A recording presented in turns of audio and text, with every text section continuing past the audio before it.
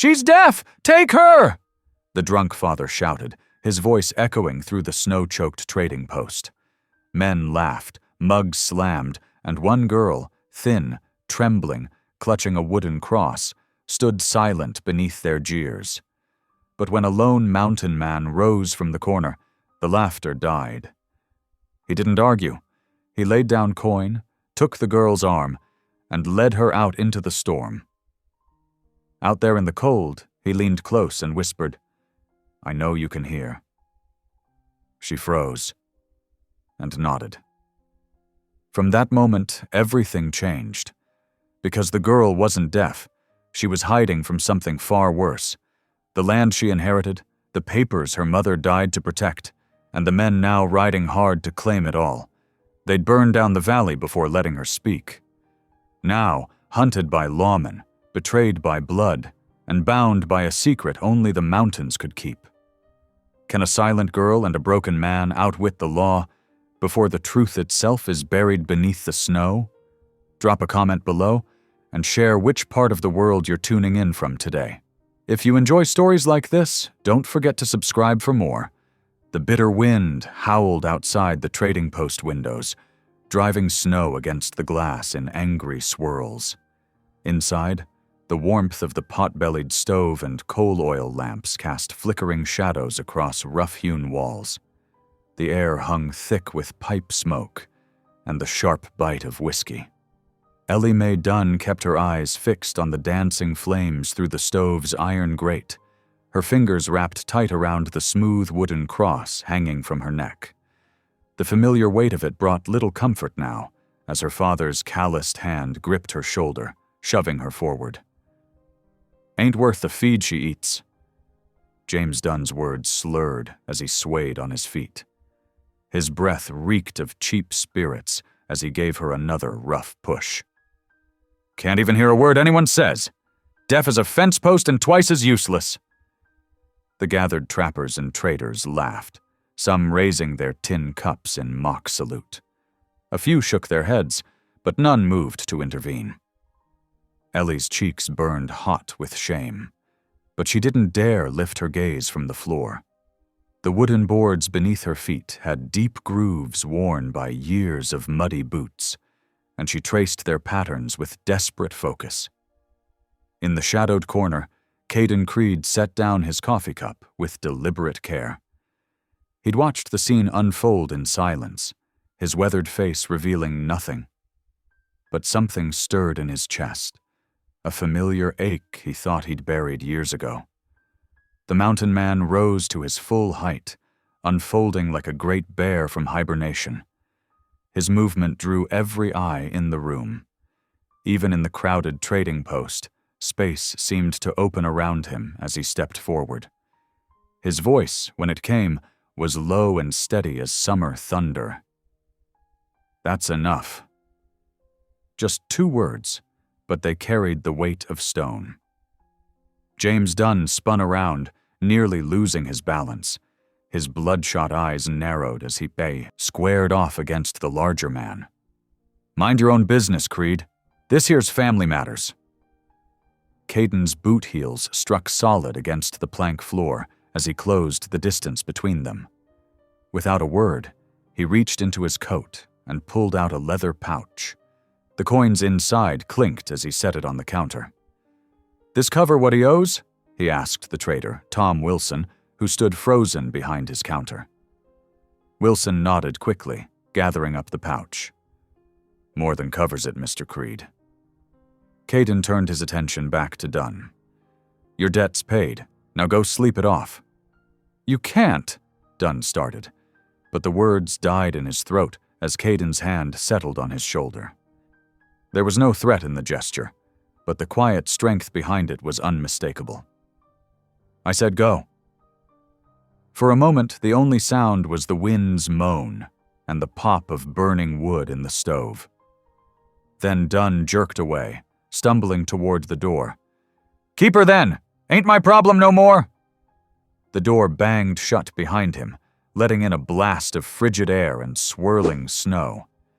The gathered men burst into fresh laughter and commentary.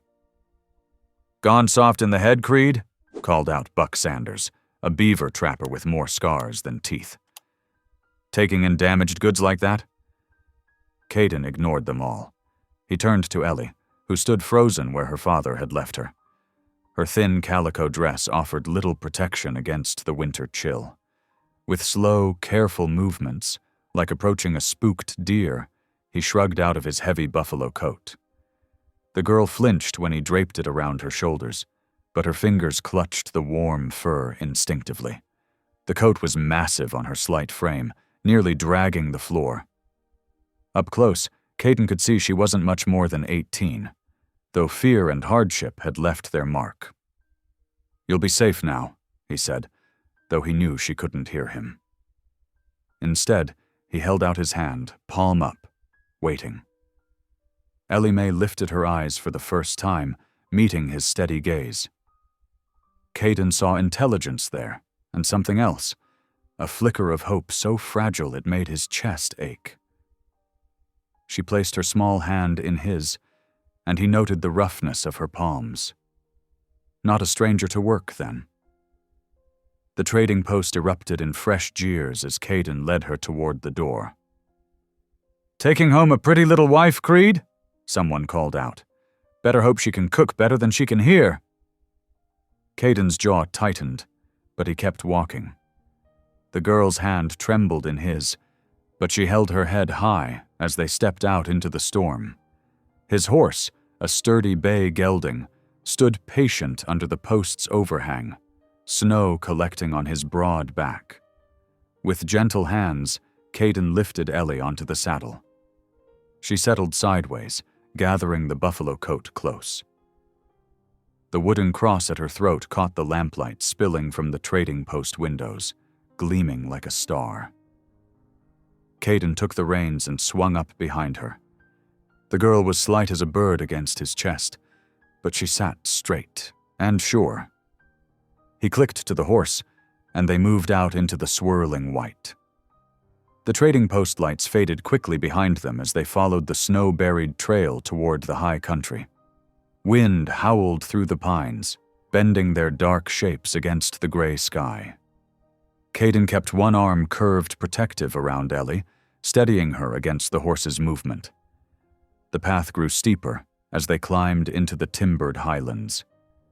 Here the snow lay deeper, unbroken except for deer tracks and the meandering trail of a fox. The horse picked his way careful through the drifts, steam rising from his flanks. Caden felt the girl shivering despite the heavy coat. He urged the horse faster, knowing his cabin lay just beyond the next ridge. The storm showed no sign of letting up, and night was falling fast. As they rode, his mind turned over what he'd done. Taking responsibility for another soul wasn't something to be done lightly, especially out here where winter showed no mercy. But the memory of her standing silent while men laughed, it had stirred something he thought long buried, something that whispered of redemption. The wind died down as they entered a sheltered draw, and suddenly there it was, his cabin, a solid shape against the gathering dark. Smoke rose straight from the stone chimney, signaling the banked fire he'd left that morning still lived. Caden drew the horse to a stop near the cabin's door. Snow had drifted against the rough-cut logs, but the small barn stood secure nearby, offering shelter for the horse. Before he could move to help her down, Ellie Mae slid from the saddle on her own, landing light as a snowflake in the deep drifts. She stood watching as he dismounted, the buffalo coat dragging in the snow around her feet. In the failing light, her face was a pale oval framed by wind-tangled hair. The cross still hung at her throat, and her hand crept up to hold it as she gazed at the cabin. Caden touched her shoulder gently to get her attention, then pointed to the cabin door. Understanding lit her eyes, and she nodded.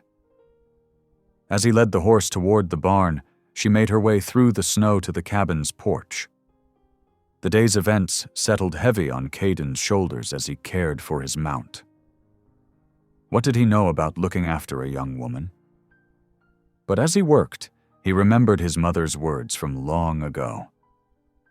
Sometimes the Lord puts people in our path for a reason, son. Our job isn't to question why, but to be faithful to the task he gives us. When he finished in the barn, he found Ellie Mae waiting patient by the cabin door, still wrapped in his coat. Snow gathered in her dark hair like a crown of stars. As he approached, she stepped aside, letting him lead the way into whatever future God had planned for them both. The cabin door creaked open, letting in a blast of cold air before Caden shouldered it shut against the storm. Inside, the single room glowed with amber warmth from the banked fire. Rough-hewn log walls held shelves lined with provisions, dried beans, coffee, and preserves in glass jars that caught the firelight. A copper pot hung from an iron hook in the stone fireplace, and the air carried the rich scent of venison stew. Ellie Mae stood just inside the door, still wrapped in his buffalo coat, her eyes taking in every detail. The cabin was spare but neat, with a wooden table and 2 chairs, a chest of drawers, and 2 narrow bunks built into the far wall. Dried herbs hung from the rafters, and a stack of books sat on a small table near the larger bunk. "Best get warm," Caden said, more from habit than expectation of response. He gestured towards the hearth, and Ellie moved closer to the flames. Her hands, red from cold, stretched toward the heat while her eyes followed his movements around the cabin. Caden hung his hat on a peg and stirred the fire, adding 2 logs from the stack beside the hearth. The wood settled with a shower of sparks. Behind him, he heard the soft rustle of the buffalo coat as Ellie sank down on the rough plank floor, her back against the stones of the fireplace. He moved to the pot hanging over the flames and ladled stew into a tin bowl. The venison had simmered all day with carrots and potatoes from his root cellar. Setting the bowl on the table, he pulled out a chair and motioned for her to sit. Ellie hesitated, then rose and perched on the edge of the chair like a bird ready to take flight. Her fingers remained buried in the buffalo coat until Caden gently tugged it free and hung it by the door. Underneath, her calico dress was thin and patched, hardly suitable for winter in the high country. She ate slowly, carefully, her movements precise and controlled.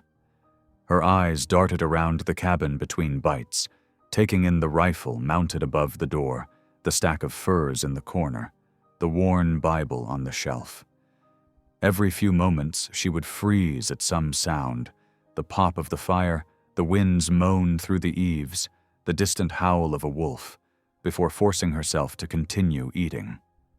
Caden busied himself with small tasks, trying to make his presence less imposing. He added wood to the fire, swept the floor, arranged blankets on the smaller bunk. All the while, he watched her from the corner of his eye, noting how she tracked every movement, every sound. When she finished eating, he took the bowl and washed it in a basin of melted snow. The girl remained at the table, hands folded in her lap, waiting. For what? He wasn't sure. "That bunk's yours," he said, pointing to the smaller bed. He pulled extra blankets from the chest and laid them out, then added his spare shirt as a nightdress. "You're safe here," he added softly, though he knew she couldn't, or wouldn't, respond. Ellie's fingers went to the wooden cross at her throat, touching it like a talisman. After a moment, she rose and gathered the shirt and blankets, disappearing behind the privacy screen he'd set up near the bunk. Caden heard the rustle of fabric, then silence. He banked the fire for the night and settled into his own bunk, leaving a lamp burning low. Through the cabin's single window, he could see snow still falling, thick and silent. The wind had died down, leaving only the crack and pop of the fire to break the stillness. Sleep came slowly. Every small sound made him aware of the girl's presence. the creak of the bunk as she settled, the soft whisper of blankets, a half-caught sigh. What had he gotten himself into? Bringing a traumatized girl to his isolated cabin? But the memory of her father's cruelty, the jeering faces at the trading post, steeled his resolve. Whatever her story, she deserved better than that. Dawn came pale and cold through frosted window panes. Caden rose early, pulled on his boots, and went out to split wood. The morning air bit sharp and clean, the storm replaced by brittle sunshine. His axe rang against the frozen logs, the sound echoing off the snow-laden pines. Movement caught his eye. Ellie stood in the doorway, wrapped in a blanket. She watched him work, her breath making clouds in the morning air. Caden paused, leaning on his axe handle, and pointed to the scattered kindling around the chopping block. She understood, setting aside the blanket and gathering the smaller pieces in her arms. The axe blade flashed in the sun as Caden resumed his work. At the first crack of wood splitting, Ellie startled violently, dropping her gathered kindling. She pressed her hands to her ears, eyes squeezed shut. The reaction was instinctive, immediate, and telling. Caden set down his axe and waited. After a moment, Ellie's hands fell away from her ears.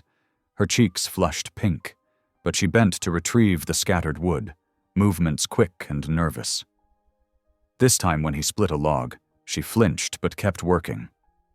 They fell into a rhythm, him splitting, her gathering, until they had enough wood to last several days. Back inside, Caden built up the fire, while Ellie arranged the kindling in a neat stack by the hearth. He cooked a breakfast of cornmeal mush with dried apples, and they ate in what had already become their familiar silence.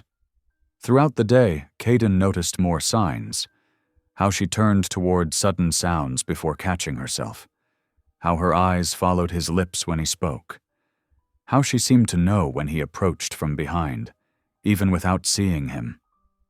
That evening, after another simple meal, Caden made his decision. He waited until she had settled by the fire, then moved to sit nearby, close enough to speak softly, but not so close as to frighten her. "You can hear me, can't you?" he whispered. Ellie went still as stone. Her fingers found the wooden cross, clutching it tight. Tears welled in her eyes, catching the firelight like drops of amber. For a long moment she sat frozen, then, slowly, almost imperceptibly, she nodded. Relief and sadness mingled in Caden's chest. Relief that his instincts were right. Sadness for whatever had driven this girl, to pretend deafness. He kept his voice low, gentle as falling snow. "Your secret's safe with me. I won't tell anyone." A single tear tracked down her cheek. She wiped it away quickly, but her shoulders relaxed slightly. Trust, fragile as a butterfly's wing, began to unfold between them. They sat in companionable silence as the fire burned low. Outside, an owl called into the gathering dark, and somewhere far off, a coyote answered.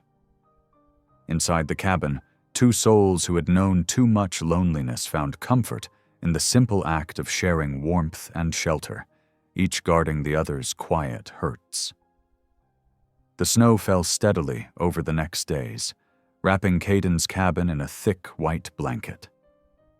Morning light filtered through frost-covered windows, casting pale squares on the wooden floor where Ellie now moved with growing confidence.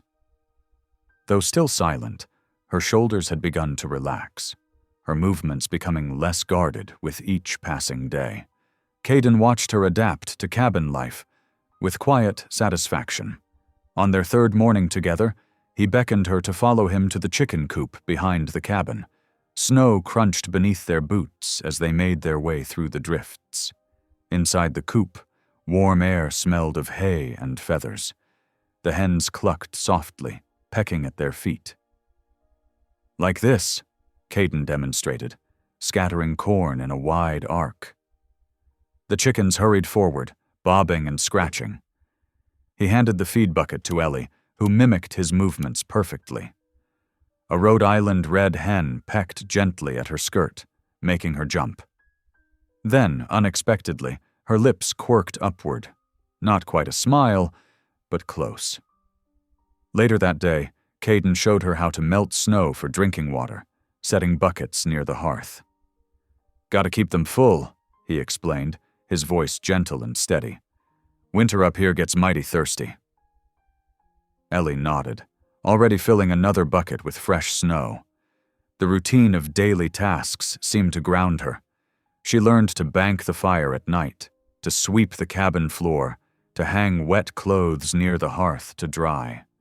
Caden kept his movements predictable, his voice low and even, speaking often about simple things, the weather, the chickens, what he'd cook for supper. One afternoon, while checking his trap line, he showed her how to mend the broken ones. Her fingers proved nimbler than his at working with the small metal parts.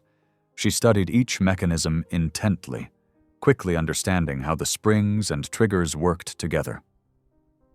"Careful of the sharp edges," he warned, watching her work. She handled the traps with respect, her movements precise and thoughtful. By the end of the afternoon, she had repaired 3 traps that Caden had considered beyond saving. Back at the cabin, Caden stoked the fire while Ellie arranged their tools. He noticed her eyeing the shelf where he kept paper and pencils, supplies he used to track his furs and provisions. Understanding flickered in his mind, and he retrieved a few sheets along with a worn pencil. "Here," he said, sliding them across the table to her. "If you've a mind to use them." For a long while, Ellie just held the pencil, staring at the blank paper. Then, slowly, she began to draw. Her strokes were hesitant at first, but grew more confident. Caden busied himself with cooking supper, giving her privacy to create. When she finally pushed the paper toward him, he saw she had sketched a simple flower, petals open to an unseen sun, stem rising from curved leaves. Though crude, the drawing held a kind of hopeful beauty that made his throat tight. He smiled, genuine and warm, and her answering expression was the closest to joy he'd seen yet. That evening, while Ellie dozed by the fire, Caden pulled out her worn boots. The soles were splitting, letting in snow and cold. He worked by lamplight, using his strongest thread and patches of leather to repair them. His stitches weren't pretty, but they were sturdy. When morning came, he found a folded scrap of paper beside the mended boots. Inside, in careful letters, "Thank you." The simple words struck him deeper than any lengthy speech could have. Days passed slowly but peaceably. Winter settled around them like a heavy quilt, and they fell into the rhythm of shared spaces. Caden found himself talking more than he had in years, filling the silence with quiet stories as they worked. "Had a brother once," he said one evening as they cleaned rabbit for the pot. "Deputy now, down in the valley. Haven't spoke to him since the war." He paused, remembering. Some silences are harder to break than others. Ellie's hands stilled on her work, her eyes finding his face. Understanding passed between them, about silence, about choice, about the things that steal voices away. Another day, while showing her how to oil his saddle, he spoke of the war. "Served as a scout," he explained, working the leather with careful hands. "Learned to move quiet, stay hidden. After it ended, seemed easier to keep to myself up here." He glanced at her. "Reckon you understand something about hiding." She ducked her head, but he caught the slight nod. Her fingers traced the worn leather, following the patterns of use and care. Each night, after supper was cleared and the cabin set to rights, they would sit by the fire. Sometimes Ellie would draw, filling scraps of paper with simple sketches. Birds, trees, the mountains visible from their window. Sometimes she would mend clothing or help Caden repair equipment.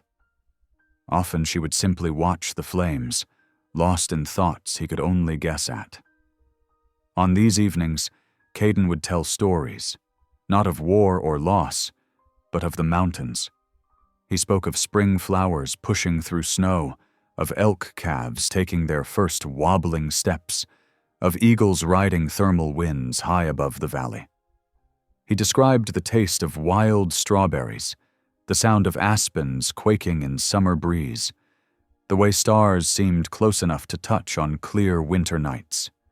His voice, once rusty from disuse, grew smoother with practice. He found himself remembering things he thought forgotten: his mother's songs, his father's prayers, the way his brother laughed before the war changed everything. Ellie listened with her whole body, her eyes bright with attention, sometimes nodding or shaking her head in response. One particularly cold evening, after a day of heavy snowfall, Ellie curled up in the buffalo robe near the hearth. The fire's warmth and Caden's steady voice telling tales of mountain summers soon lulled her to sleep. Her face, relaxed in slumber, looked younger, almost peaceful. Caden added another log to the fire, moving quietly so as not to wake her. Then, for the first time in longer than he could remember, he bowed his head in prayer. His words were whispered, meant for no ears but God's. "Lord," he murmured, "whatever broke this child's voice, whatever shadows haunt her." He paused, searching for the right words. "Help her find her way back to light, and if it's your will, help me be some small part of that healing." The fire crackled softly, and somewhere in the distance, a wolf called to its pack. Ellie slept on, her breathing deep and even, one hand still clutching the wooden cross at her throat. Caden watched over her until the fire burned low, a quiet guardian in the endless mountain night. In these peaceful moments, he could almost forget the world beyond their snowy sanctuary. But he knew spring would come eventually, bringing with it choices and changes neither of them might be ready to face. For now, though, they had this: warmth, safety, and the slow building of trust between two wounded souls learning to heal. The pantry shelves grew bare as another week passed. Caden counted their remaining supplies while Ellie fed the chickens in the gray morning light. 3 cups of flour, half a pouch of coffee, salt pork running low. They would need provisions soon. He found Ellie by the woodpile, her arms full of kindling. "Got to ride down to the trading post," he said, keeping his voice steady and calm. "Won't be gone more than a few hours." She looked up at the heavy sky, then back at him with worried eyes. "Storm's coming, I know." He adjusted his buffalo coat. "Best get there and back before it hits. You'll be all right here?" When she nodded, he added, "Keep the fire strong. Might need its warmth when I return." Ellie carried the kindling inside while Caden saddled his horse. The mare's breath steamed in the cold air as he checked her cinch. Before mounting, he watched Ellie through the cabin window, already tending the hearth with careful attention. Something in his chest tightened. This quiet routine they'd built felt right, felt like healing for them both. The trail down to Bitter Creek wound through snow-laden pines. Caden rode alert, noting how the clouds gathered darker overhead. Wind cut sharp across the ridge, carrying the scent of coming snow. His mare picked her way carefully over icy patches, hooves crunching through crusty drifts. Bitter Creek trading post squatted against the mountainside, smoke rising thick from its stone chimney. Several horses stood hitched outside, unusual for such threatening weather. Caden dismounted, stamped feeling back into his feet, and pushed through the heavy door. Warmth and tobacco smoke hit him first. Then voices, one he didn't recognize, cultured and precise, speaking with authority. Caden moved quietly to the counter, nodding to Jacob, the storekeeper. But his attention fixed on the conversation happening near the pot-bellied stove. A well-dressed man in an Eastern-cut coat stood warming his hands. His boots were city-made, barely scuffed. A railroad man, by the looks of him. He spoke to the small cluster of trappers and miners gathered around. "The Silver Fork Creek property," the stranger was saying. "Previous owner was Marcus Dunn. We're seeking his heir. Young girl, might be simple in the head. Deaf, from what I hear." Caden's hands stilled on the coffee tin he'd been examining. He kept his face neutral, but his spine stiffened. "Ain't seen the Dunn girl since her pa traded her off a few weeks back," someone offered. "Weren't worth much, couldn't even speak." The railroad man, an agent, clearly, smiled thinly. "Nevertheless, she has inherited rights to that land, unless, of course, she's proven incompetent. Then the territory can claim guardianship." He adjusted his silk cravat. The railroad would ensure fair compensation to the proper authorities. "What's your name, mister?" Jacob asked from behind the counter. "Agent Silas Brenner." The man produced a card. "United States Land Office and Railroad Commission. Anyone with information about the girl's whereabouts will be well rewarded." Caden's stomach knotted tight. He recognized the game being played, had seen too many homesteaders and Indian families lose land to such legal manipulation. The agent's words were honey-coated poison. He kept his movements casual, selecting flour, coffee, and other supplies. When Jacob tallied the goods, Caden paid without haggling. Unusual for him, but he needed to leave before anyone remembered he'd been the one to take Ellie that snowy night.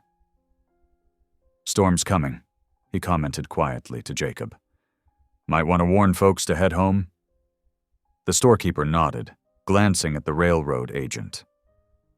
"Some folks don't know mountain weather," he muttered. "Liable to get caught out." Caden secured his purchases and left without looking back. But he felt Agent Brenner's sharp eyes following him. A predator's gaze, calculating and cold. Snow was already falling as Caden mounted up. The mare sensed his urgency, picking up her pace despite the treacherous footing. Wind drove ice crystals against his face as they climbed toward home. His thoughts churned like the storm clouds above. The Silver Fork Creek lands. He knew them well. Good water, gentle grade along the valley, perfect for a railroad spur line. Of course they would want it. And a simple girl with no voice to protest would make an easy target for their schemes. The cabin windows glowed orange through the thickening snow when they finally topped the ridge. Smoke rose straight and strong. Ellie had kept the fire well fed. Caden's chest eased a bit at the sight. Inside, warmth wrapped around him like a blanket. Ellie took his snow-crusted coat, hanging it by the fire to dry. She had soup bubbling in the iron pot, rabbit by the smell, with dried herbs she'd found in his stores. Her quiet competence was far from the simple girl Brenner sought to dispossess. They ate in comfortable silence, but Caden felt Ellie's eyes on him. She could sense his worry, just as she sensed everything, sharp as any scout he'd known in the war. Finally, she placed her spoon down and looked at him directly, waiting. Caden sighed. "There's something you should know," he said gently. "Men in town asking about you, about your pa's land." He watched her face carefully. "Railroad wants it. Agent there talking about claiming guardianship on account of—" He hesitated. "On account of folks thinking you're deaf and simple-minded." Ellie's hands clenched in her lap, but her gaze never wavered from his face. "I reckon you know what that means," he continued. "If strangers ride up here, you need to hide. Don't let them see you. Don't let them know you're here." He leaned forward, voice low and intent. "I won't let them take what's yours, but we got to be careful. Understanding?" She nodded once, fierce and certain. Then she rose and went to the window, pushing the shutter open slightly. Snow drove past in white sheets, piling against the cabin walls. The storm was building to a proper blizzard, as if nature herself meant to shield them. Caden joined her at the window. "Storm's a blessing," he said quietly. "No one will try the trail tonight. Gives us time to think." Ellie's hand found his arm, squeezed once in gratitude. Then she moved to bank the fire for the night, her movements sure and practiced now. Caden watched her work, seeing not a simple girl, but a survivor, strong enough to choose silence, wise enough to hide her true self from those who would harm her. The wind howled outside, rattling the shutters, but inside their snowy fortress, the fire burned steady and warm. Whatever came with spring thaw, tonight they were safe. Tonight, they had time. The February days grew longer, though winter's grip remained firm. Morning light crept earlier through the cabin's frost-etched windows, and the storms that had kept them sheltered began to ease their fury. In these quieter moments, Caden found himself watching Ellie's careful movements around their shared space, noting how she seemed to carry her silence like a heavy cloak she wasn't quite ready to shed. One morning, as embers still glowed in the hearth, Caden had an idea. He knelt by the fireplace, grabbed a stick, and smoothed a patch of cool ashes. With deliberate strokes, he wrote in large, clear letters, "Sky." Ellie drew closer. Curious, Caden pointed upward through the window at the pale blue expanse above, then back to the word. Her eyes widened with understanding. "Try it," he encouraged softly, offering her the stick. Her hand trembled slightly as she took it. Beneath his writing, she carefully traced the letters. S-K-Y. Her lips moved silently, forming the shape of the word. "That's right," Caden said. "Sky." A whisper, barely louder than breathing, emerged. Sky. The word hung between them like a fragile bird taking flight. Caden kept perfectly still, not wanting to startle this newfound voice. Ellie touched her throat, surprised by her own sound. Each day after that, they added new words to their ash writing lessons. "Wood," Caden wrote, tapping the logs he'd stacked by the fire. "Home," pointing to the cabin's sturdy walls. Ellie traced each one, whispering them in her rusty voice that grew slightly stronger with each passing day. One afternoon, as Caden struggled to convey a more complex idea, Ellie's face lit up. She raised her hands and made a series of graceful gestures, finger speech he'd seen used by missionaries who visited the Indian camps. "You know hand signs?" he asked, intrigued. She nodded, then pointed to herself and made the sign again, followed by another. Through careful demonstration, she showed him it meant, "I learn." She then added a third gesture, touching her heart and opening her palm upward. "Mother?" "Your mother taught you these?" Caden asked gently. Ellie shook her head, then made a series of signs he didn't understand. She frowned, frustrated, then wrote carefully in the ashes. "Missionary school. Before." Caden nodded, understanding dawning. "Before your mother died?" A shadow crossed her face, but she nodded. Then, with patient determination, she began teaching him basic signs. Water. Thank you. Friend. Caden's large hands felt clumsy trying to mirror her delicate movements, but he practiced until he got them right, earning small smiles of approval. Their evenings took on a new rhythm. They would share the day's words, both written and signed, while soup simmered on the hearth. Sometimes Ellie would sketch on scraps of paper Caden had traded for, rough drawings of birds, trees, the mountains rising behind their cabin. Her hand grew more confident with each attempt. One night, as they sat by the fire, a soft humming filled the quiet space. Caden looked up from mending a trap to find Ellie swaying slightly, eyes closed, as fragments of melody spilled from her lips. He recognized the tune. Amazing Grace, though it came in broken pieces, like she was remembering it bit by bit. Tears pricked at his eyes as he listened. It had been years since hymns had graced these walls, not since before the war, when he still believed in such things. But hearing Faith carried on this wounded girl's voice stirred something long dormant in his heart. The next evening, Ellie worked intently on a new drawing. Caden gave her space, busying himself with chores, but he noticed how her shoulders tensed as she worked. When she finally showed him the paper, his breath caught. The sketch showed a woman in a rushing river, arms outstretched as if reaching for something just beyond grasp. The water's fury was captured in violent strokes, while survey papers scattered like leaves in the current. Though rough, the scene carried such raw emotion that Caden had to sit down. "Your mother?" he asked softly. Ellie nodded, tears tracking silently down her cheeks. She made a series of signs, then wrote shakily in the ashes. "She took papers. Bad men wanted them. River too strong." Caden's heart ached as understanding bloomed. Her mother had died trying to protect evidence, likely proof of land theft or corrupt dealings. The same kind of men who now sought to claim Ellie's inheritance were responsible for making her an orphan. He watched as Ellie traced her fingers over the drawing, lingering on the woman's face.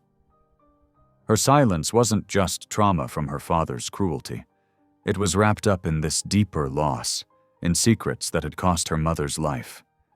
Carefully, giving her time to pull away if she wished, Caden placed his hand on her shoulder. "Your mother was brave," he said quietly. "Like you." Ellie looked up at him, eyes bright with tears, but also something else. A spark of her mother's courage, perhaps. She made the sign for "thank you," then pressed her palm to her heart and extended it toward him, a gesture he'd come to recognize as trust. Later that night, as wind sighed through the pines outside, Ellie's humming rose again. This time the hymn came more fully formed, though still tentative. Caden closed his eyes, letting the simple melody wash over him. In this girl's broken song, he heard echoes of his own journey back from darkness, the slow, halting steps toward healing, toward belief in something greater than loss. The fire crackled softly, punctuating the tune.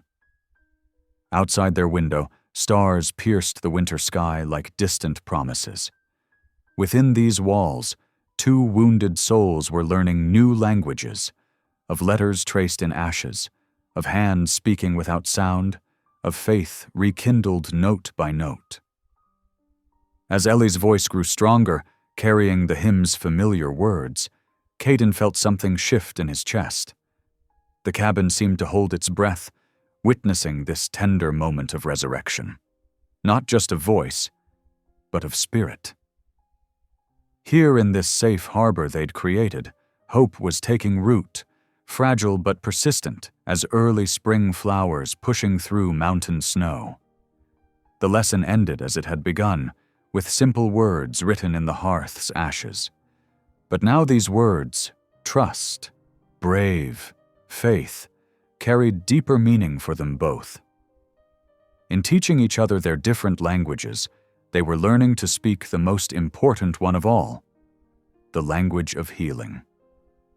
The February morning dawned brittle and cold, frost etching delicate patterns across the cabin's window panes. Caden stood at his usual post by the woodpile, axe paused mid-swing as something caught his eye. There, cutting through the fresh powder near the tree line, were tracks he hadn't noticed the evening before. He set the axe down carefully and moved closer, years of tracking experience guiding his inspection. 3 sets of hoof prints, clear as day in the untouched snow.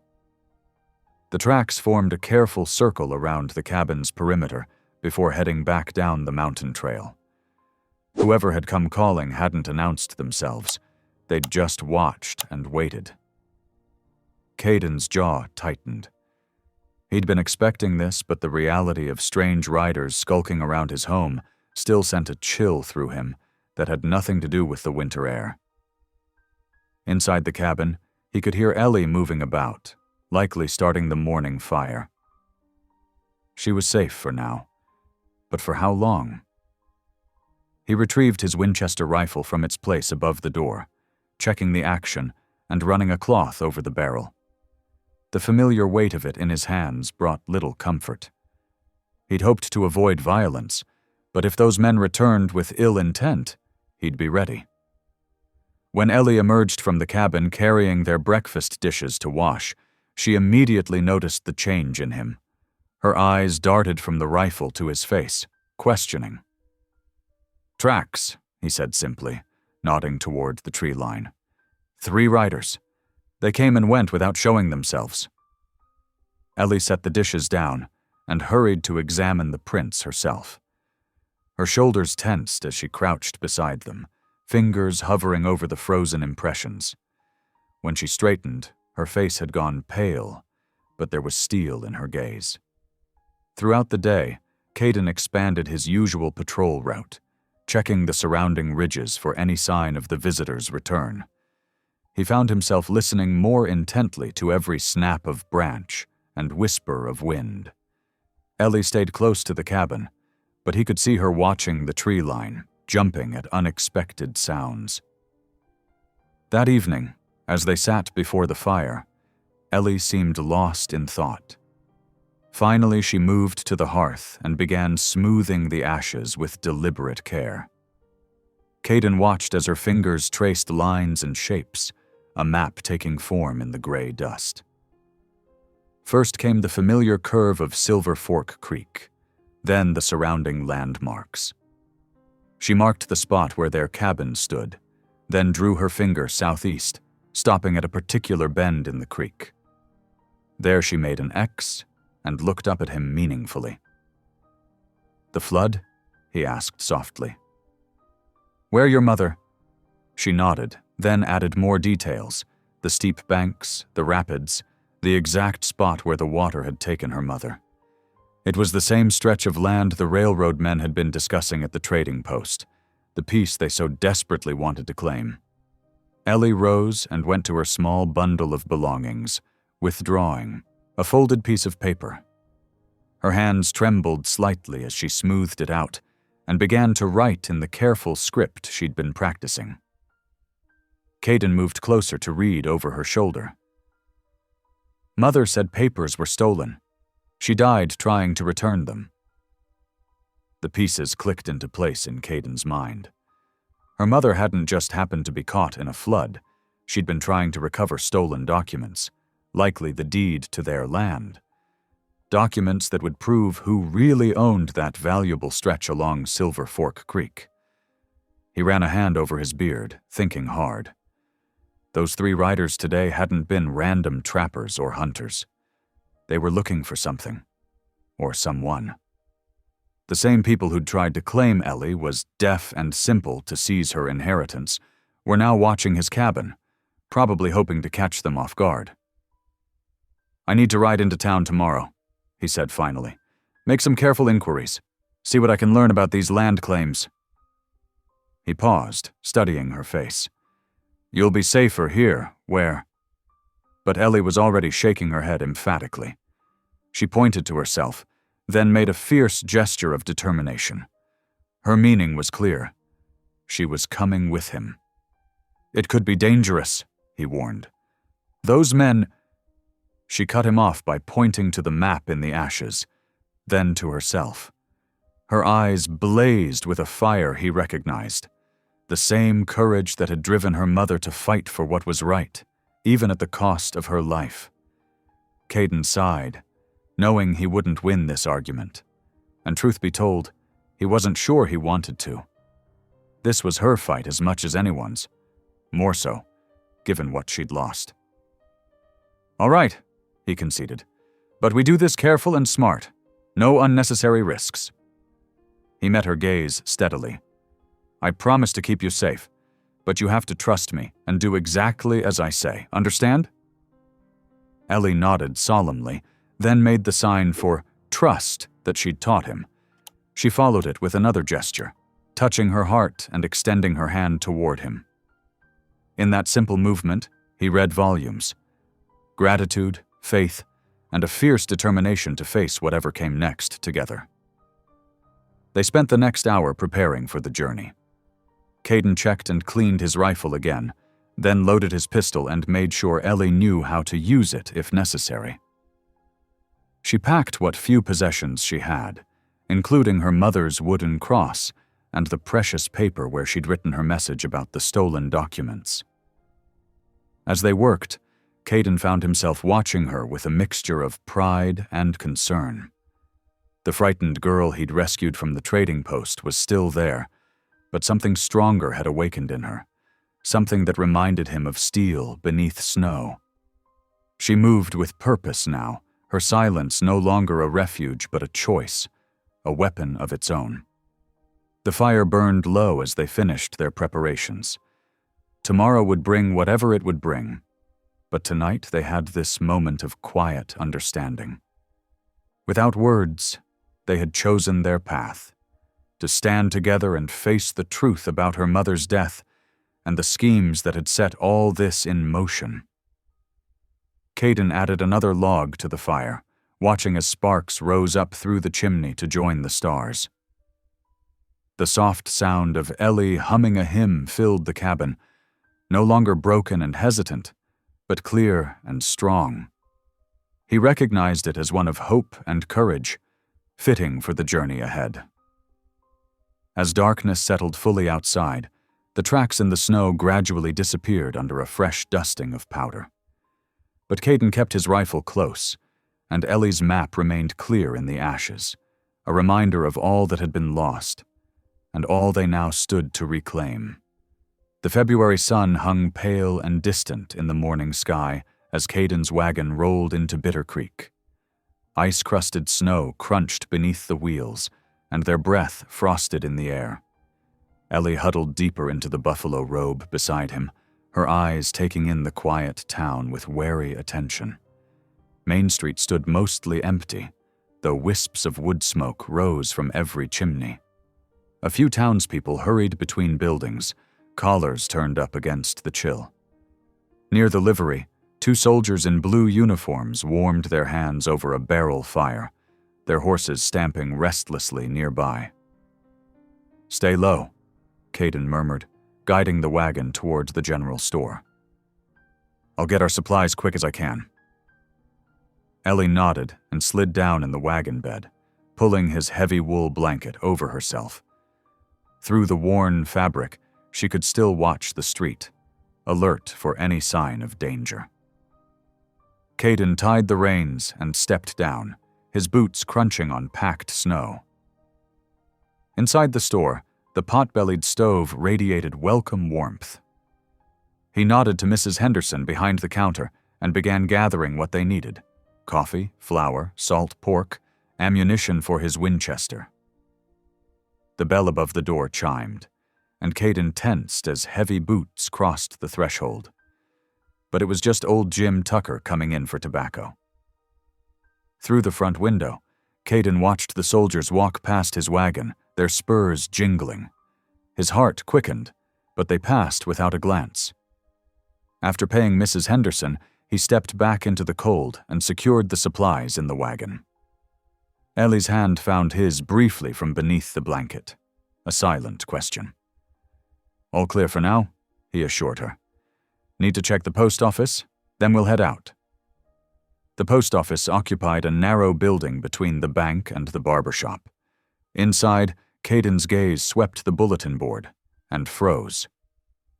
There, newly posted, was a notice that made his blood run cold.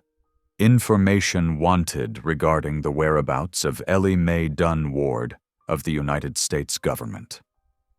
The notice bore an official federal seal and offered a reward for information. Below was a description of Ellie and a mention of her special conditions requiring government care. It was signed by Agent Silas Brenner of the Railroad Land Office. Caden's jaw tightened as he read. They'd made it official now, claiming her as a ward of the state. It was a clever move. Who would question federal authorities searching for a vulnerable girl? "Afternoon, Caden Creed." The quiet voice nearly made him jump. He turned to find Reverend Nathaniel Cole standing nearby, a bundle of letters in his weathered hands. The preacher's kind eyes crinkled with concern as he noted Caden's tension. "Reverend," Caden managed. "Been a while. Too long since we've seen you at services." The older man glanced at the notice Caden had been studying. "Troubling business, that? I've heard talk." Something in the preacher's tone made Caden look closer. Reverend Cole had always been a good man, known for helping those in need, regardless of what the law might say. "Could we speak privately?" Caden asked quietly. The preacher nodded. "My study's just across the way." Inside the small church office, Caden told him everything, finding Ellie at the trading post, discovering she wasn't truly deaf, learning about her mother's death and the stolen land documents. The Reverend listened without interruption, his expression growing grave. "The railroad's been buying up land all through the territory," he said when Caden finished. "Not always honestly, from what I hear. If that girl's mother died trying to protect proof of their dealings." He shook his head. "You were right to help her. Those soldiers out there, they're not just passing through, are they?" "No. Agent Brenner brought them in yesterday. Says they're looking for a missing girl who needs protection." The Reverend's mouth tightened. "Though I suspect their idea of protection differs from yours and mine." He rose and went to the window, watching the street thoughtfully. "Martha and I have a spare room in the parsonage loft. Private entrance round back. You'd both be welcome to stay the night, rest up proper before moving on." Caden hesitated. "It's risky, harboring us. Sometimes doing right is risky." The older man smiled slightly. "Besides, Martha would never forgive me if I let you ride off without a hot meal in you both." After checking that the street was clear, they brought the wagon around behind the church. Ellie remained hidden until they were safely inside the parsonage, where Martha Cole greeted them with motherly concern.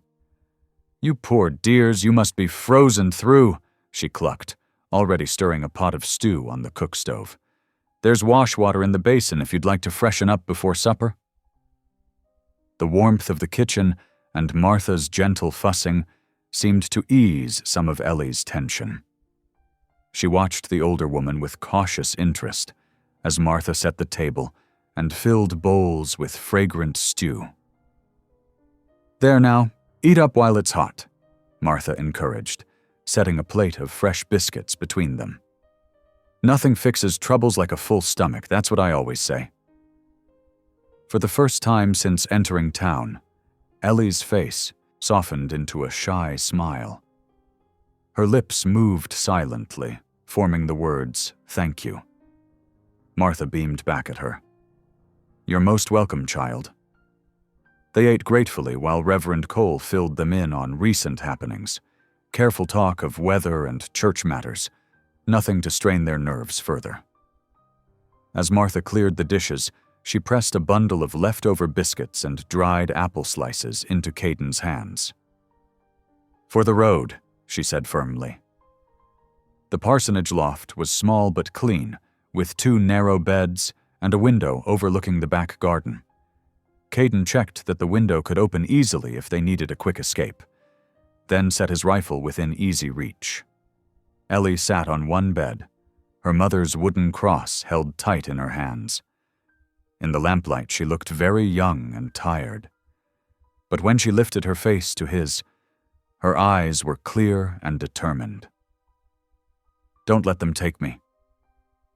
The whispered words were so soft he nearly missed them. But they were there, her first full sentence since he'd known her. His throat tightened with sudden emotion. "I won't," he promised. "No matter what comes, I won't let them take you." She nodded once and lay down, still clutching the cross. Caden blew out the lamp and settled onto the other bed, but sleep was long in coming. Outside, he could hear the occasional jingle of soldiers' spurs passing in the street below. Each time, his hand moved closer to his rifle. But the night remained quiet, watched over by stars and the steady presence of good people who'd chosen to help them. Tomorrow would bring its own challenges. But for now, they had this moment of peace, a gift from those who understood that true justice sometimes meant standing against unjust laws. Dawn crept over Bitter Creek with hesitant fingers of pale light. Caden stood at the parsonage window, watching the town slowly wake. The glass felt cold against his fingertips as he traced the frost patterns, his breath making small clouds in the chill air. A rider appeared at the far end of Main Street, and Caden's heart stumbled.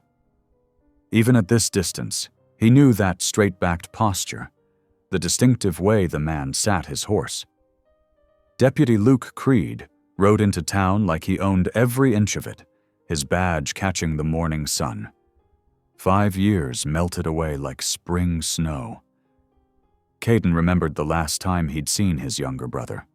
That bitter argument about the railroad's land deals, Luke insisting he was just following the law, while Caden accused him of selling his conscience for a badge. Words like knives, drawing blood that had never quite stopped flowing. Now Luke was here, no doubt leading the search for Ellie. The irony felt like ashes in Caden's mouth. Behind him, floorboards creaked softly. He turned to find Ellie watching him, her face questioning. She moved to stand beside him at the window, peering down at the street where Luke had dismounted outside the sheriff's office. Her eyes widened as she studied the deputy's profile, then darted to Caden's face, seeing what he knew she would, the same strong jaw, the same set to the shoulders, blood calling to blood across a divide of years and broken trust. "Your brother?" she whispered, the words barely stirring the air between them. Caden nodded, unable to speak past the tightness in his throat.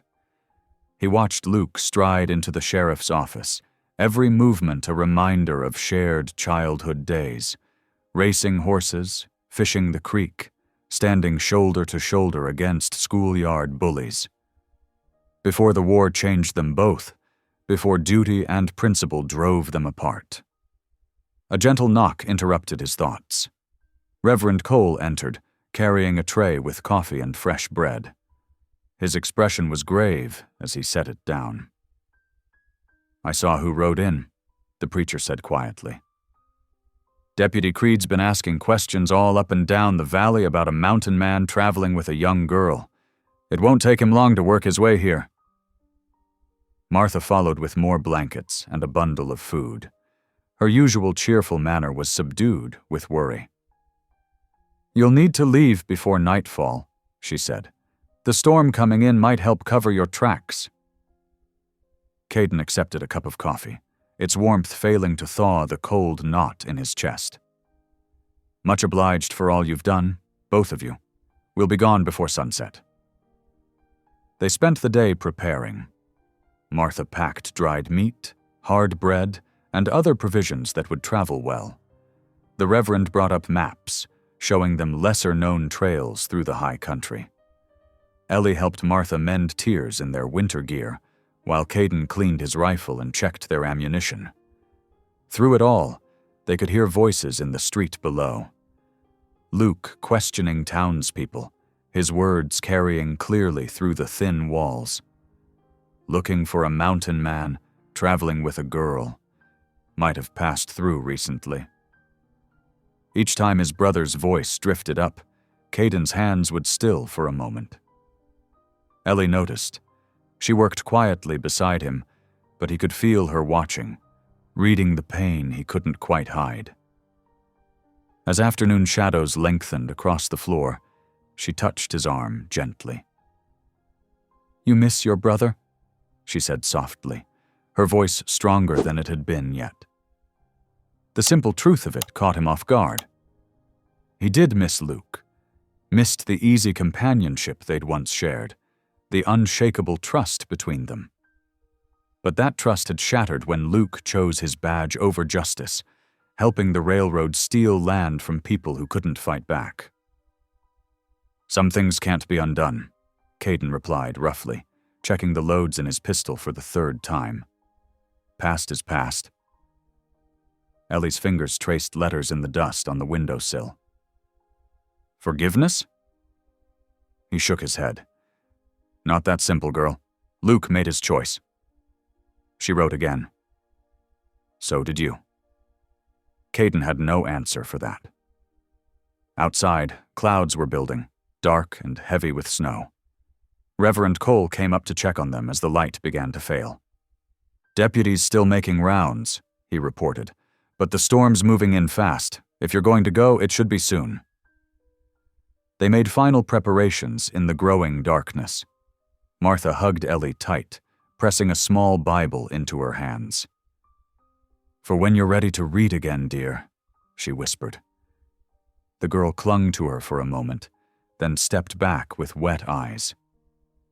Reverend Cole led them down the back stairs as the first snowflakes began to fall. Their horses waited in the shadow of the church, already saddled and loaded. The preacher gripped Caden's hand firmly. "God go with you both," he said. "We'll be praying for your safety." They mounted up carefully, trying to make no sound. The snow was falling harder now, thick flakes catching in their eyelashes and melting on their faces. As they guided their horses toward the edge of town, Caden heard his brother's voice one last time, questioning someone in the saloon. Tall fellow, kind of wild-looking, probably keeping to himself. The girl would be young, maybe 18 or so, might not speak much. Then they were past the last buildings, entering the shelter of the pines. The snow swallowed them, erasing their tracks almost as quickly as they made them. Behind them, Bitter Creek's lights grew dim and distant, like stars seen through water. Caden led them along the creek bed, where the rushing water would help cover any sound of their passing. The cold bit deep, but Ellie rode straight-backed and determined beside him, her face set against the wind. She had grown stronger in the weeks since he'd found her, no longer the frightened girl from the trading post. As they climbed higher into the timber, following game trails too narrow for regular patrols, Caden tried not to think about Luke searching the town below, tried not to remember summer evenings when they'd sat on the porch, planning their futures. Tried not to hear their mother's last words before the fever took her. "Take care of each other, boys." The snow fell steadily now, a white curtain between past and present, between brother and brother. Somewhere in Bitter Creek, Luke would be continuing his search, duty driving him forward. Up here in the dark woods, Caden led Ellie deeper into the wilderness, guided by a different kind of duty, one that felt truer than any badge. They rode on through the thickening storm, two shadows in the swirling white, while behind them a town full of memories grew smaller and smaller, until it vanished completely in the falling snow. The horses stumbled through knee-deep snow as false dawn painted the eastern sky in shades of iron. Caden's cabin appeared like a ghost through the swirling white. First the chimney, then the frost-rimed walls, finally the whole structure emerging from the storm's grip. Neither rider had spoken for hours, too focused on staying warm and keeping their mounts on the hidden trail. Caden dismounted stiffly, his bones crying out from the long night's ride. Helped Ellie down, noting how she trembled with exhaustion. The girl could barely walk, but she pushed forward through the drifts toward the cabin's door. Inside, ash and cold greeted them. The fire had died days ago when they'd left for town. "Rest," Caden told her, his voice rough from disuse. I'll tend to the horses." She shook her head, stubborn even in her weariness. "Fire first," she whispered, already moving toward the wood box. He wanted to argue, but recognized the sense in her words. They both needed warmth before anything else. While Ellie coaxed life back into the hearth, Caden led the horses to the lean-to shelter, rubbing them down quickly and throwing extra blankets over their steaming flanks. By the time he returned, orange light flickered through the cabin's windows. Inside, Ellie knelt before the growing flames, feeding them splinters of kindling. Her face was drawn with fatigue, but her hands moved surely. Caden barred the door with a heavy beam, then checked the shutters. The cabin felt secure, but his years as a scout had taught him that safety was an illusion easily shattered. "Need to sleep," he said, helping Ellie to her feet.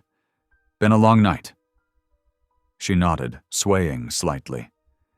He steered her toward the bunk in the corner, but she paused, pulling the small Bible Martha had given her from inside her coat. She clutched it to her chest like a shield against the darkness they'd ridden through. They slept most of that day, taking turns watching the fire and listening for hoofbeats that never came. When evening arrived, Caden cleaned his rifle while Ellie prepared a simple meal of dried venison and the last of their cornbread. They ate in comfortable silence, both lost in thoughts of what lay ahead. Days passed in a strange, suspended state. The storm that had covered their escape settled in for a long stay, piling snow against the cabin walls and howling through the pines. They fell into a routine, tending the fire, melting snow for water, sharing the work of survival. Caden stretched their supplies carefully, knowing they might need to stay hidden for some time. On the fourth day, a knock at the door nearly stopped Caden's heart. He motioned Ellie to hide behind the chimney, rifle already in his hands, before calling out, "Who's there?" "Message from Ms. Martha," a young voice replied. "The preacher's wife." Caden cracked the door to find Jimmy Tucker, the livery stable boy, stamping his feet in the snow.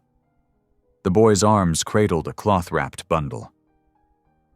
"Ms. Martha said to bring this up quiet-like," Jimmy whispered, eyes bright with the importance of his mission. "Deputies got men searching every homestead in the valley, federal marshals too, asking questions about the mountain man and the girl." Caden's jaw tightened. "Any word on when they're heading this way?" "Snow's slowing them down some, but Deputy Creed, he's determined like. Won't quit till he's searched everywhere." Jimmy handed over the bundle. "Mizzy, Martha said to tell you she's praying. The Reverend, too." Caden pressed a coin into the boy's mittened hand. "Much obliged. Now get on home before dark catches you."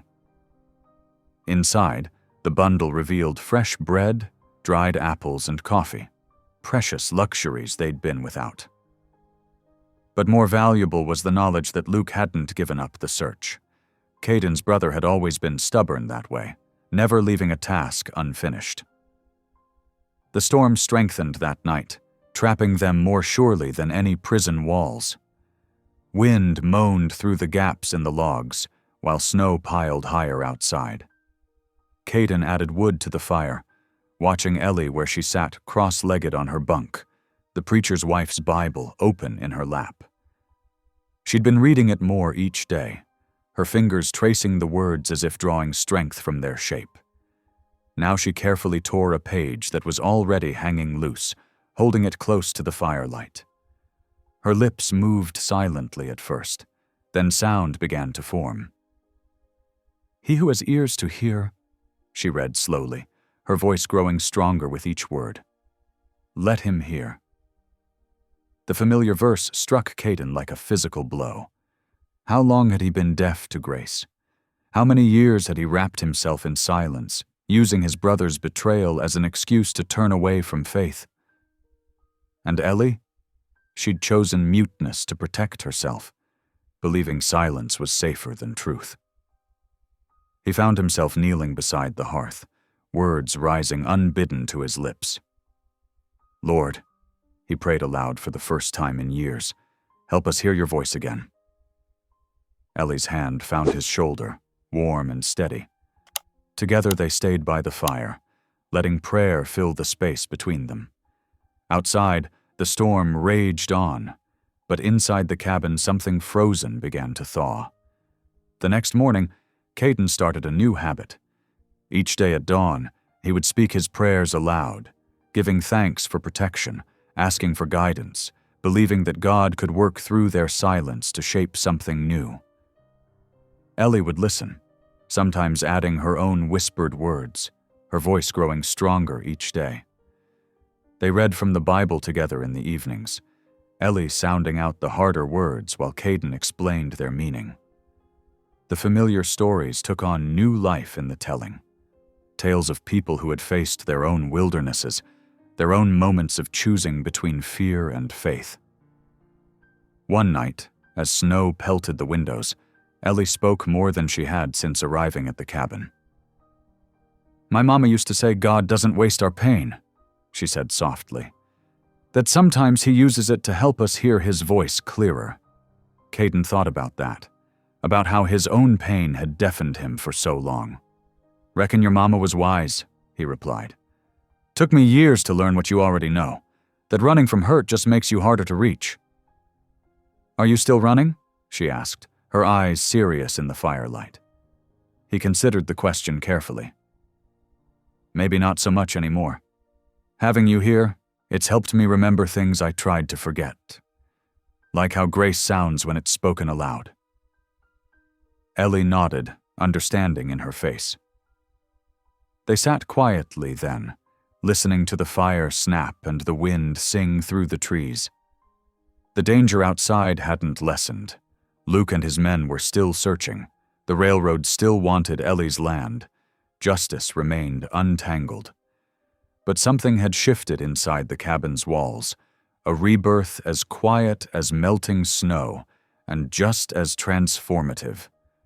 That night, their prayers rose together in the darkness, two voices finding harmony in hope, while outside the storm continued its endless song against the windows.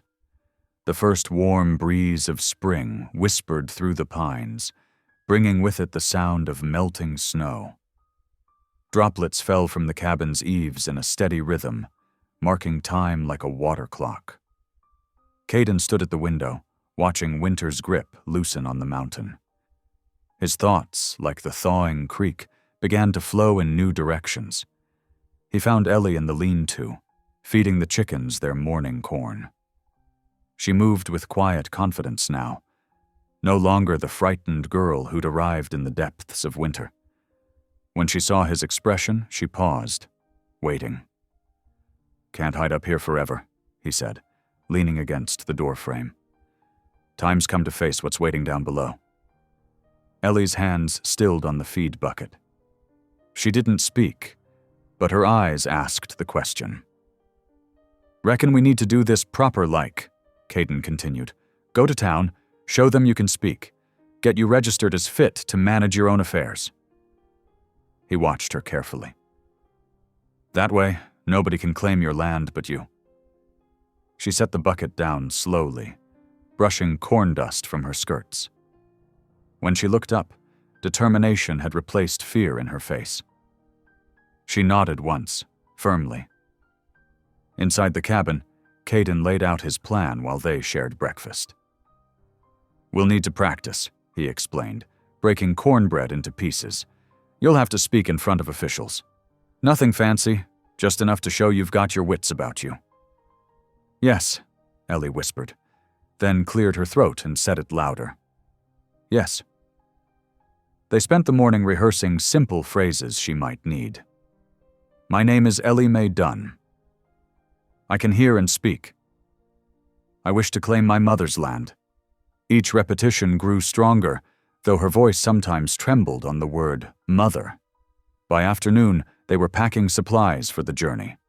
Caden chose carefully, enough food for a week, extra ammunition, the Bible, and most importantly, the crude map Ellie had drawn showing her mother's land along Silver Fork Creek. He wrapped everything in oilcloth against the wet spring weather. 3 days to Bitter Creek, he said, studying the clouds gathering over the peaks. We'll stay off the main trails, follow the creek beds where we can. Water'll hide our tracks better than snow ever did. Ellie nodded, already rolling her blanket tight. She'd learned much about survival during her months in the cabin. Her hands moved surely, packing with the same quiet efficiency she brought to every task now. They set out at dawn the next morning, letting the horses pick their way carefully down the melting slope. The creek roared beside them, swollen with snowmelt. Caden kept them close to the water, where soft ground would swallow their tracks, and the rushing sound would mask their passage. When they stopped to rest the horses at midday, Ellie surprised him by speaking without prompting. "What if they don't believe me?" Caden considered his answer carefully. "Truth's got its own weight," he said finally. "Carries different than lies. They'll hear it in your voice." She thought about that while she chewed a piece of jerky. "Like you did? That first night at the trading post?" "Reckon so." He hadn't thought about that night in weeks, how he'd seen truth in her silence, even then. Sometimes hearing comes from the heart, more than the ears. They made camp that evening in a hollow beside the creek, sheltered by old cottonwoods. While Caden built a small fire, Ellie gathered fresh watercress from the bank. The simple meal of trail bread and greens tasted like hope. Firelight painted shadows on the canyon walls as they sat together, listening to the water's song. Ellie stared into the flames for a long time before speaking. "You saved me," she said slowly, each word clear and deliberate. Then she raised her eyes to meet his. "I want to save our home." Caden's heart caught at that word, our. He looked at the young woman across the fire, seeing not just who she was now, but who she was becoming. Somewhere during the long winter, she'd grown from a rescued stranger into something else. Something that felt remarkably like family. Daughter, he thought, the word rising unbidden in his mind. He'd never married, never had children of his own.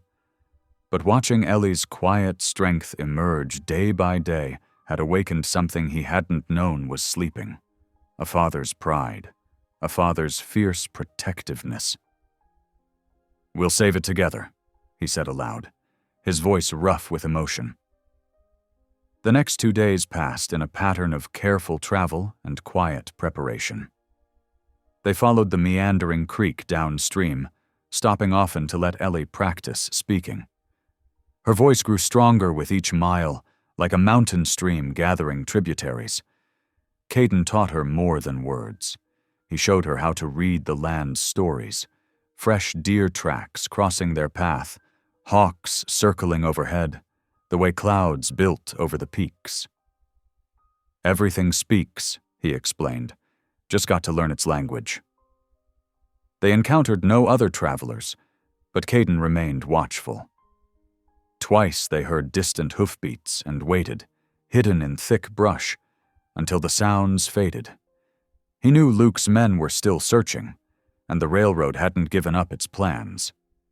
On the evening of the 3rd day, they made camp within sight of Bitter Creek's church steeple. The town's lights flickered in the distance like earthbound stars. Ellie sat close to the fire, whispering her practiced words over and over. "You're ready," Caden told her gently. "Been ready for a while now." She looked up at him, firelight catching the tears in her eyes. "I'm scared," she admitted, "but not like before. This time it's different." "How so?" "Before, fear made me silent. Now," she searched for the right words, "now it makes me want to speak louder." Caden nodded, understanding perfectly. Some fears were meant to be faced head-on, like a storm you rode straight into, trusting your horse and your heart to carry you through.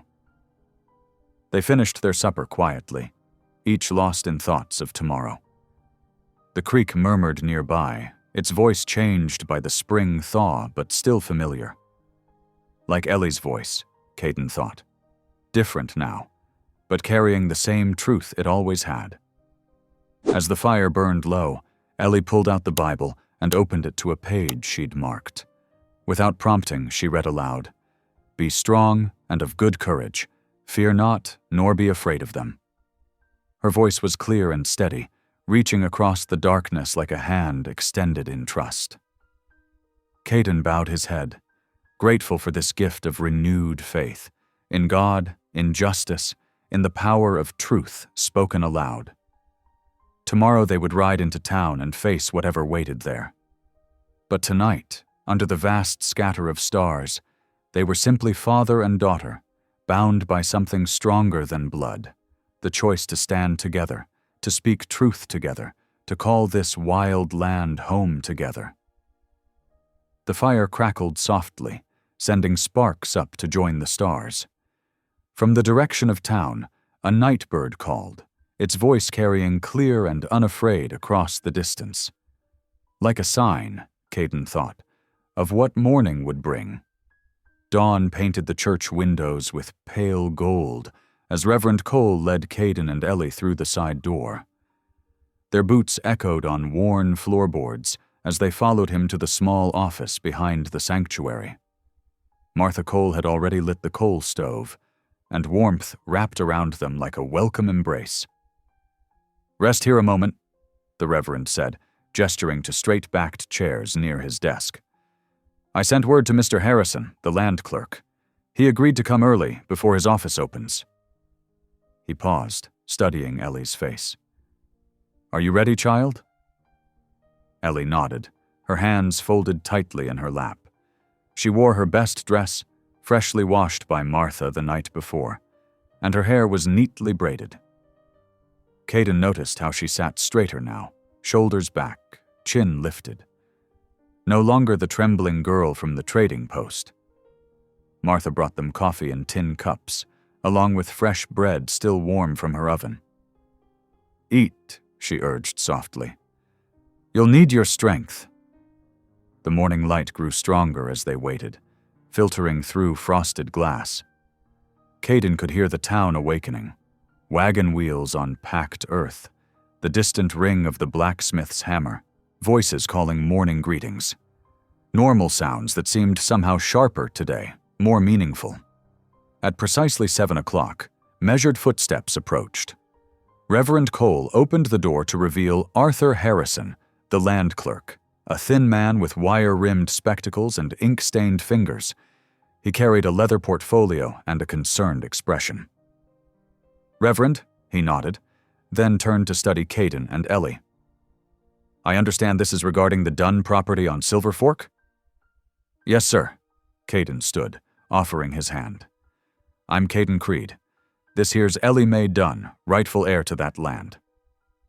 Harrison set his portfolio on the desk, removing several documents. "I should warn you, there are complications. Federal agents have been asking questions. They're expected in town today or tomorrow." "All the more reason to establish the truth now," Reverend Cole said firmly, "while we have chance to do right by this girl and her mother's memory." The clerk nodded slowly, arranging his papers. "Very well. Miss Dunn, I'll need to ask you some questions. Can you speak clearly enough to answer?" Ellie rose from her chair, hands steady at her sides. "Yes, sir," she said, her voice soft but distinct. "I can speak." Something in Harrison's face softened. He gestured for her to sit again, then took out his pen. "Let's begin with the basics. Please state your full name and age." "Ellie Mae Dunn. I am 18 years old." "And you are the daughter of Thomas and Sarah Dunn?" "Yes, sir."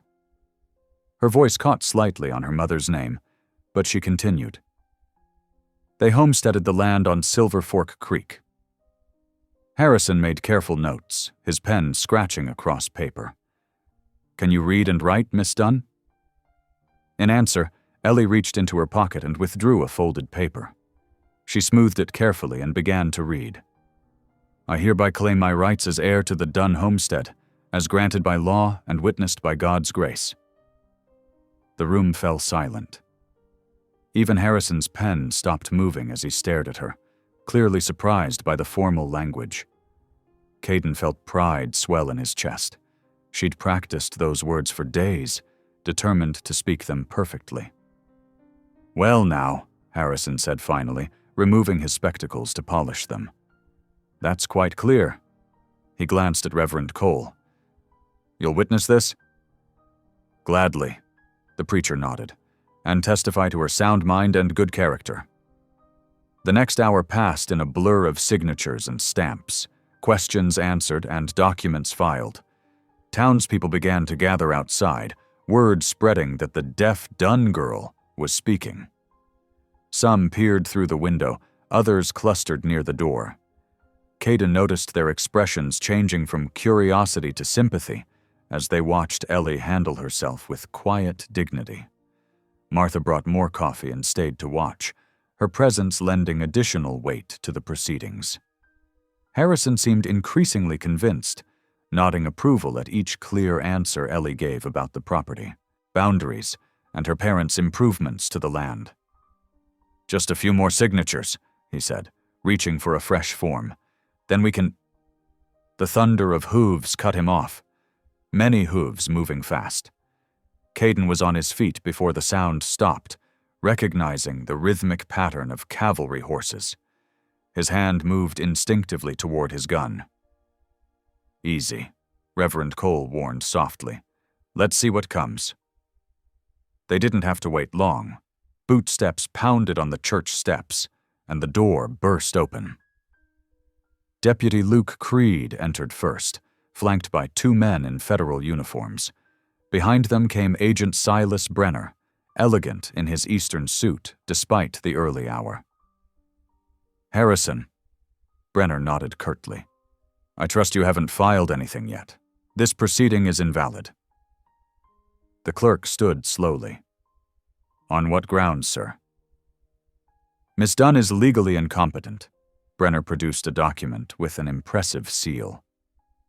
"And this man," he pointed at Caden, "is charged with abduction of a ward of the state." The room erupted in shocked voices. Martha Cole stepped forward, positioning herself beside Ellie.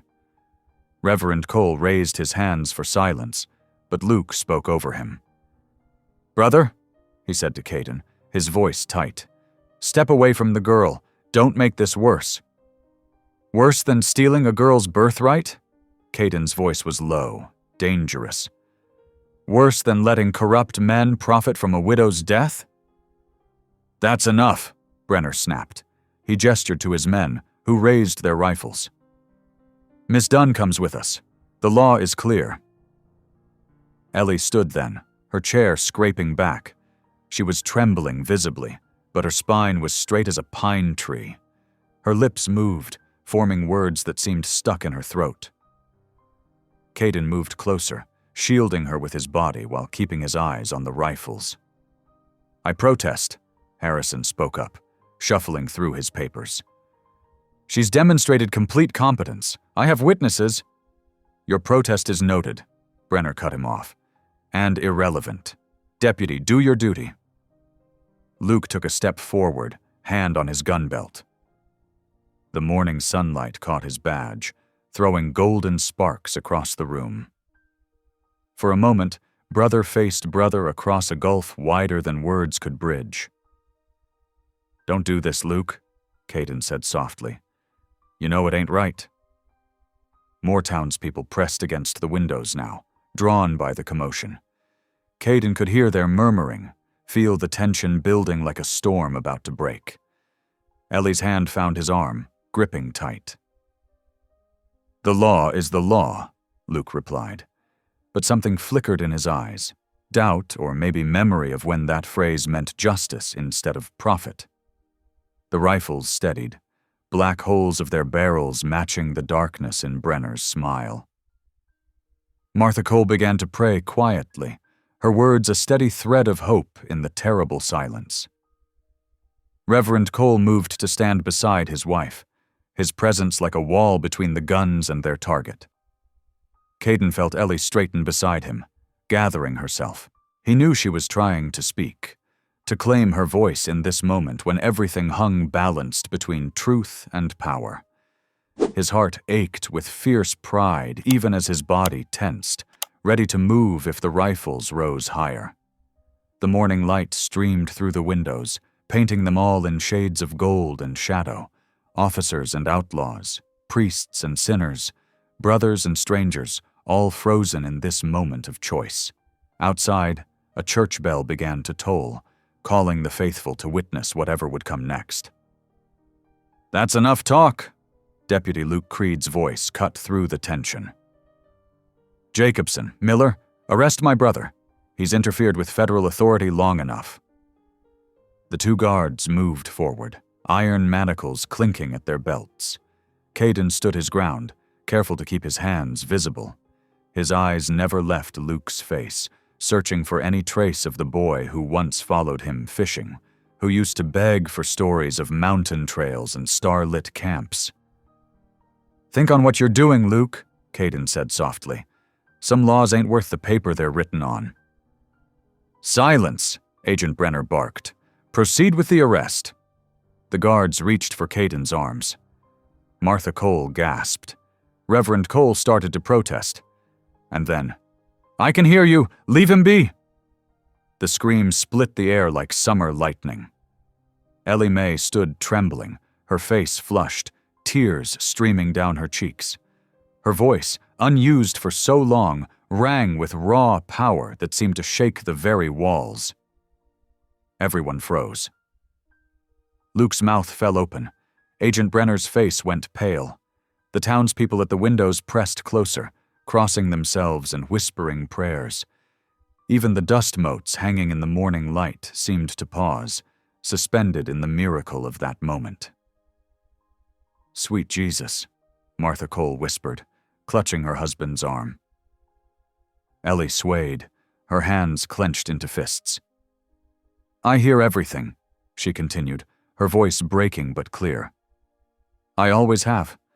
My mother died protecting our land from thieves who—" The crack of the rifle butt against her temple was savage and sudden.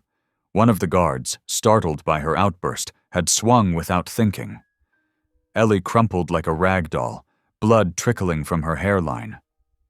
"No!" Caden lunged forward, but multiple hands grabbed him. The manacles snapped shut around his wrists as he struggled. "She needs help! Martha, please!" "You brute!" Martha was already kneeling beside Ellie's still form, checking her breathing. "Reverend, fetch Dr. Wilson, quickly!" "This changes nothing," Brenner said, but his voice shook slightly. "Take him to the jail. The girl goes to the mission infirmary where she belongs." They dragged Caden backward toward the door. He fought every step, his eyes fixed on Ellie's pale face. "Luke! For God's sake, brother, let me make sure she's all right." But Luke wouldn't meet his gaze. The deputy's hands trembled as he holstered his gun. "Take him away," he ordered hoarsely. The walk to the jailhouse passed in a blur of angry faces and muttered prayers. Bitter Creek's citizens gathered in doorways and along the boardwalk, watching the procession with troubled eyes. Caden heard their whispers clearly. "Did you hear her voice? Like an angel's trumpet? They say she ain't spoken in years. The Lord moves in mysterious ways. Shame on them, treating her so." The jail cell was cold iron and shadow. They removed his gun belt, his boots, even his coat before shoving him inside. The lock clicked with terrible finality. Caden stood at the bars, watching his brother arrange papers at the desk. "Luke," he said quietly, "remember when Pa used to read scripture of evenings, about voices crying in the wilderness? Don't." Luke's pen scratched harder against paper. "Just don't." Hours crawled past. Through the high window, Caden watched the sun arc across the sky, painting the cell walls gold, then gray, then black. Wind began to moan through the alley between buildings, a lonesome sound like a coyote's grief. In the darkness, Caden knelt on the rough planks, Tears slid down his weathered cheeks into his beard as he prayed, first for Ellie's recovery, then for his brother's awakening, and finally for his own soul's peace. The words came easier than they had in years, as if Ellie's brave cry had broken something open inside him too. "Lord," he whispered, "I reckon I understand now why you sent that girl to my cabin. Wasn't just to save her, was to save me too. To remind me that your voice speaks through the weakest vessel, that your truth can't be chained up forever. Help her, Father, and help me be worthy of her trust." The wind moaned again, and somewhere in town, a dog howled at the rising moon. Caden stayed on his knees, praying in the darkness, while all around him Bitter Creek whispered about miracles and wondered what God's purpose might be in all of this. The jailhouse creaked in the midnight silence. Caden dozed fitfully against the cold wall, his prayers still echoing in his mind. A shadow moved near the door.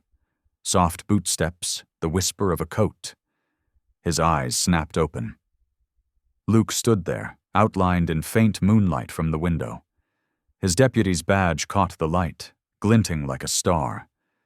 He held a ring of keys in one hand and a leather pouch in the other. His face was drawn, haunted. "Brother," Luke said quietly, his voice rough with emotion, "I need to tell you something." Caden rose slowly, moving to the bars. The brothers faced each other through iron, years of silence hanging between them like morning mist. Luke's hands trembled as he fingered the keys.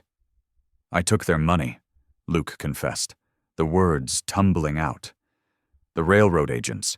They came with papers, said it was all legal. Just needed a lawman's signature to certify some property transfers." He swallowed hard.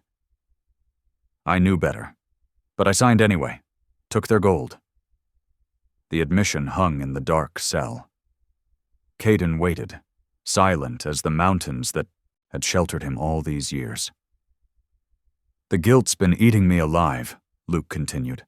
"Every time I saw a family forced off their land, every time Brenner smiled that snake smile of his." He lifted the leather pouch. "So I started collecting proof. The original deed to Silver Fork Creek. Letters from other agents admitting the forgeries. My own signed confession." He thrust the key into the lock. The mechanism turned with a sharp click that seemed to echo through the whole building. The cell door swung open with a low groan. Caden stepped out slowly.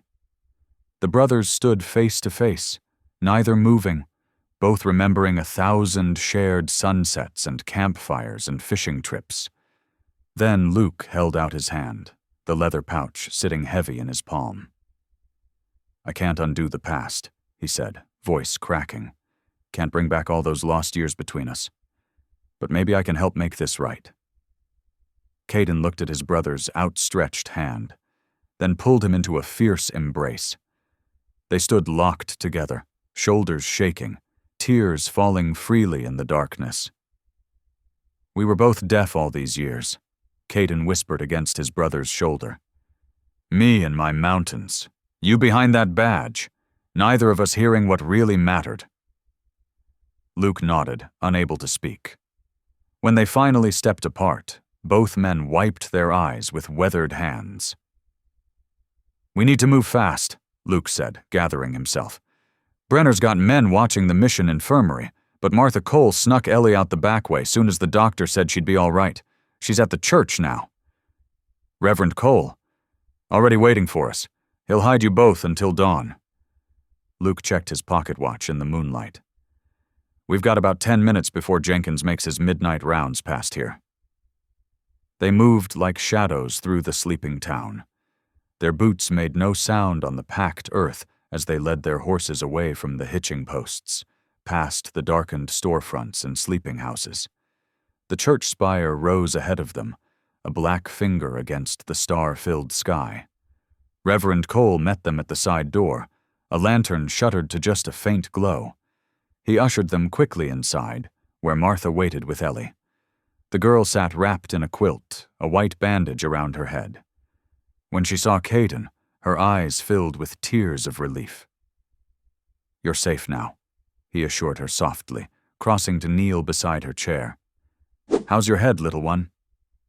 "It hurts," she whispered, "but I can still hear just fine." A ghost of a smile touched her lips. Luke watched them, his face tight with emotion. He set the leather pouch on Reverend Cole's desk. "Everything you need is in there. The real deed, the evidence, my confession, should be enough to hang Brenner and his whole operation." The preacher nodded gravely. "The Lord works in mysterious ways, bringing truth to light through the voice of a child." He glanced at the window. "Dawn's only a few hours off. You can rest in the vestry until then. Martha's laid out some blankets." The brothers clasped hands one final time. "Thank you," Caden said simply. Luke squeezed his brother's hand. "Reckon it's time we both started listening better," he replied, "to God and each other." Reverend Cole led them to the vestry, while Martha tended to Ellie. Outside, the wind had died down, leaving Bitter Creek in deep silence. Not the silence of secrets now, but the peaceful quiet of coming dawn. The courthouse steps gleamed with morning frost as townsfolk gathered in the pale sunrise. Wind rustled through cottonwoods, carrying whispers and prayers across the square. Caden stood beside Ellie, his broad hand steady on her shoulder. Though her face was still pale from her injury, determination burned in her eyes. Inside, Judge Harrison peered over wire-rimmed spectacles at the leather pouch's contents spread across his desk. The original deed lay center stage, its edges worn, but the text clear and true. Agent Brenner sat rigid in his chair, his polished manner cracking as Deputy Luke Creed testified. "I witnessed the forgery myself," Luke declared, his voice carrying to the back of the packed room. "Signed false papers at their bidding to my eternal shame. But God's truth won't stay buried forever." When Ellie's turn came, she rose slowly. Her hands trembled as she unfolded a water-stained letter. Her mother's last words, rescued from the flood. The room held its breath as her voice, clear but soft, filled the hushed space. "This land I leave in trust to the Lord," she read, "and to the little ones who'll need it after us. May it shelter the broken and teach the voiceless to sing." Tears glimmered in her eyes. "For if we have ears to hear, we'll know his voice in the wind through the pines." A profound silence fell. Judge Harrison removed his glasses, wiping moisture from his eyes. Even the bailiff looked away, overcome. Agent Brenner's face had gone ashen. "Arrest them," the judge ordered, pointing to Brenner and his conspirators. "Wire the federal marshal. These men will answer for their crimes." Spring came to the valley like God's own painting. Snow melted from the peaks, revealing tender green beneath.